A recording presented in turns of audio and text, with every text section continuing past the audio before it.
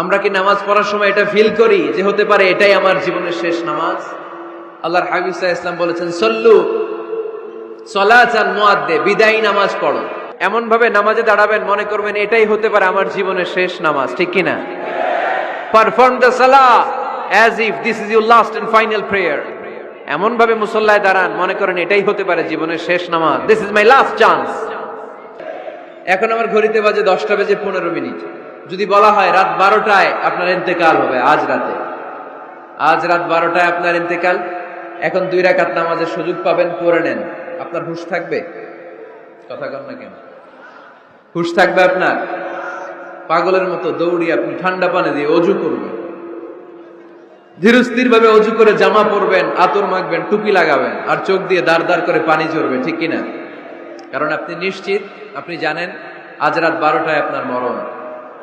ওই দিন নামাজে দাঁড়িয়ে কি আপনি প্রতিদিনকার মতো তাড়াহুড়ো করে নামাজ পড়বেন? কিভাবে পড়বেন? ধীরস্থির ভাবে, রিল্যাক্সের সাথে, উইথ রিল্যাক্সের সাথে পড়বেন। লম্বা কিয়াম, লম্বা রুকু, লম্বা সুজুদ। সেদিনের সিজদায় আপনার চোখের পানিতে জায়নামাজটা ভিজে যাবে, ঠিক কিনা? সেদিনের রুকু হবে আপনার জীবনের সবচাইতে সেরা রুকু। সেদিনের সিজদা হবে আপনার জীবনের সবচাইতে শ্রেষ্ঠতম সিজদা। কারণ আপনি জানেন এটাই আমার লাস্ট চান্স, ঠিক কিনা? তো এই যে আজকের মাহফিল শেষে আমরা বাসায় যে পৌঁছতে পারবো, কোনো গ্যারান্টি কারো কাছে আছে? আরো 10 মিনিট বাঁচবো, গ্যারান্টি আছে? 5 মিনিট বাঁচবো, শ্বাস যেটা ঢুকালাম শ্বাস বের করতে পারবো, কোনো গ্যারান্টি আছে? তাহলে প্রত্যেক বেলা যখন নামাজে দাঁড়াই এই চিন্তাটা করি না কেন আমরা যে এটাই হতে পারে শেষ নামাজ? যেহেতু কোনো গ্যারান্টি নেই, প্রতিটা ওয়াক্তের নামাজের সময় আমাদেরকে ভাবা উচিত, it could be my last and final prayer in my life. এটা হতে পারে আমার জীবনের শেষ নামাজ। এজন্য এখন থেকে গাইবান্দার ভাইয়েরা, আমরা যখন নামাজে দাঁড়াবো তাড়াহুড়ো করবো নাকি? লম্বা চূড়া রুকু করবেন, লম্বা সেজদা করবেন, রুকুতে পিঠটা সোজা রাখবেন। আল্লাহর হাবিব সাল্লাল্লাহু আলাইহি ওয়াসাল্লাম যখন রুকু করতেন পিঠটা থাকতো স্ট্রেট ফরওয়ার্ড, বাঁকাও না উঁচুও না।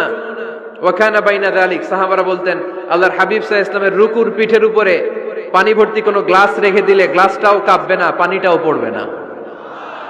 তার মানে বাঁকা ছিল পিঠ, তাই না? কি ছিল? সোজা। আবার আল্লাহর হাবিব সাল্লাল্লাহু আলাইহি ওয়াসাল্লাম বললেন সবচেয়ে বড় চোর যে নামাজে চুরি করে। সাহাবারা বললেন কাইফা ইয়াসরিকু ফিস সালাহ, নামাজে কেমনে চুরি করে? আল্লাহর হাবিব সাল্লাল্লাহু আলাইহি ওয়াসাল্লাম বললেন ইয়াসরিকু ফি রুকুইহি ওয়া সুজুদিহি, রুকু সেজদায় চুরি করে। এরকম নামাজ চোর আছে না নাই? রুকু থেকে সোজা হয়ে দাঁড়িয়ে কয়েক সেকেন্ড আপনি রিল্যাক্স করবেন। প্রথম সেজদা দিয়ে আপনি সোজা হয়ে বসে কয়েক সেকেন্ড রিল্যাক্স করবেন। কি করবেন? রিল্যাক্স। আওয়াজ করে পড়েন সবাই, রিল্যাক্স। নামাজে তাড়াহুড়ো নাই, সালাত হচ্ছে মেডিটেশন, রিল্যাক্স।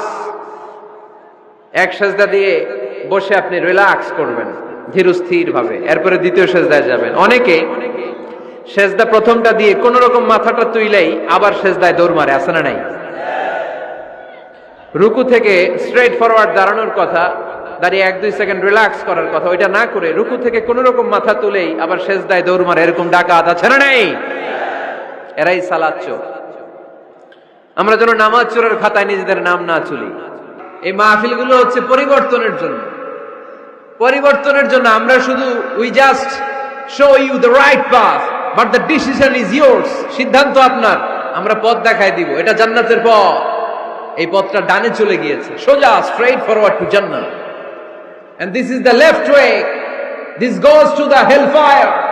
এটা জাহান্নামের পথ, চলে গিয়েছে বাঁয়ে। The decision is yours. সিদ্ধান্ত আমার না, সিদ্ধান্ত নিতে হবে আপনাদের। সিদ্ধান্ত নেবেন, ডানে যাবেন না বাঁয়ে যাবেন। এজন্য আপনার একটা শর্ত সিদ্ধান্তই পারে আপনাকে জান্নাতি বানাতে। আমরা যেন এই সিদ্ধান্ত নিতে পারি যে আমরা সালাতে আজ থেকে আর কোনোদিন তাড়াহুড়ো করব। এক সাহাবী নামাজ পড়লেন, নামাজ পড়ে বিশ্বনবীর কাছে আসলেন। বিশ্বনবী সাল্লাল্লাহু আলাইহি সাল্লাম বললেন সাল্লি ফা ইন্নাকা লাম তুসাল্লি, আবার নামাজ পড়ো কারণ তোমার নামাজ হয় নাই। সাহাবী আবার পড়লেন, বিশ্বনবী আবার বললেন সাল্লি ফা ইন্নাকা লাম তুসাল্লি, আবার নামাজটা পড়ে আসো তোমার নামাজ হয় নাই।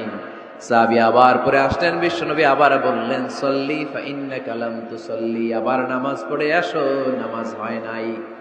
এবার সাহাবী কেঁদে দিলেন, বললেন ইয়া রাসূলুল্লাহ, এর চেয়ে ভালো নামাজ আমি পড়তে পারি, আমারে শিখিয়ে দেন। বিশ্বনবী বললেন তাহলে আসো শিখিয়ে দেই। যখন দাঁড়াবা রিল্যাক্সের সাথে দাঁড়াবা, যখন রুকুতে যাবা রিল্যাক্সের সাথে রুকুতে যাবা, যখন রুকু থেকে সোজা হয়ে দাঁড়াবা রিল্যাক্সের সাথে দাঁড়াবা। হাত্তা তাতমাইন্না রাকিআন হাত্তা তাতমাইন্না সাজিদান, যেখানেই যাবা শুধু রিল্যাক্স করবা। কি করবা? রিল্যাক্স। গাইবান্দার ভাইরা, তাড়াহুড়ো যেন না করি, খবরদার।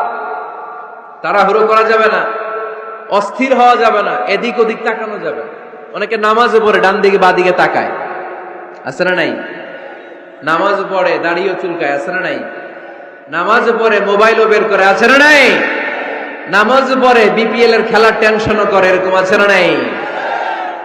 না, এগুলো করা যাবে। আপনি নামাজে অন্যদিকে তাকালে আল্লাহ ডেকে বলে আকবিল, ফিরে আয়। আবার তাকালে আকবিল, ফিরে আয়। আবার তাকালে আকবিল, ফিরে আয়। আবার অন্যদিকে সালাতে তাকালে আল্লাহ বলে লা হাজাতা লি ইলা সালাতিক, তোর এই নামাজের কোনো দরকার আমি আল্লাহর নাই। নাউজুবিল্লাহ পড়বেন না?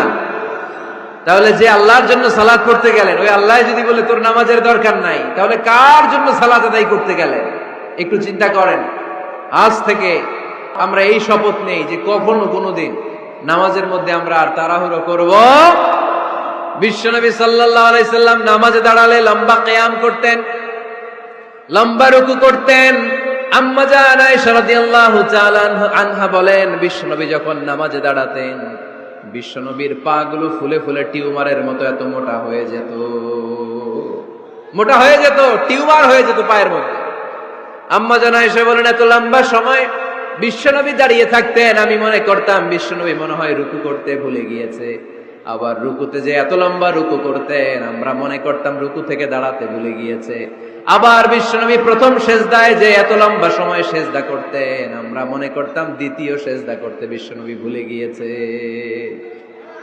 এজন্য বিশ্বনবীর মতো আমাদের সালাতগুলো হওয়ার দরকার আছে না নাই?